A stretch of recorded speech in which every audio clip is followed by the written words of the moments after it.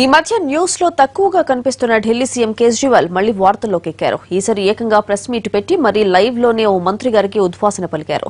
ఇదంతా Kejriwal publicity stunt అంటూ ప్రతిపక్షాలు ఆరోపిస్తుంటే తనపై వేటు వేయడం వెనక కొత్త కుట్ర ఉందంటున్నారు సదరు ఎక్స్ మినిస్టర్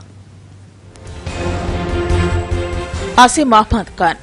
ఈయన నిన్న మధ్యాహ్నం వరకు ఢిల్లీ కేబినెట్ లో మంత్రి, ఆహార పౌర సరఫరాల శాఖ బాధ్యతలు చూశారు. ఎవరు ఊహించని విధంగా ఈయనపై వేటు వేశారు ముఖ్యమంత్రి కేజ్రీవాల్. ఓ బిల్డర్ నుంచి 6 లక్షల లంచం అడిగినట్లు అసీం ఖాన్ పై అభియోగం. నిఘా పెట్టిన ఢిల్లీ సీఎం సాక్ష్యాధారాలను సంపాదించి మంత్రి పదవి నుంచి తప్పించారు. మరొకరికి వెంటనే బాధ్యతలు కూడా అప్పగించారు. తన పదవి ఊడిందని తెలుసుకున్న అసీం ఖాన్ షాక్ తిన్నారు. తనను మంత్రి పదవి నుంచి తప్పించడం వెనక బీజేపీ కుట్ర ఉందంటున్న ఖాన్ అసలు గుట్టు ఇవాళ విప్పుతానంటూ ప్రకటించారు. కేజ్రీవాల్ విడుదల చేసిన ఆడియో టేప్లో వ్యాపార విషయాలు ఉన్నాయే తప్ప అవినీతికి ఆస్కారం లేదన్నారు.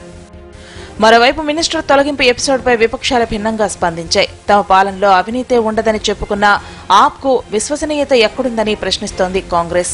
8 నెలలుగా అసీం ఖాన్ చేసిన అవినీతి బాగోతాలను బయటపెట్టాలని డిమాండ్ చేసింది. ఢిల్లీలో లోక్పాల్ అమల్లో ఉంటే కేబినెట్ మొత్తం రాజీనామా చేయాల్సి వచ్చేదని, కేజ్రీవాల్ చుట్టూ ఇంకెంతమంది అవినీతి పరులు ఉన్నారోనంటూ సెటర్లు వేస్తోంది కాంగ్రెస్.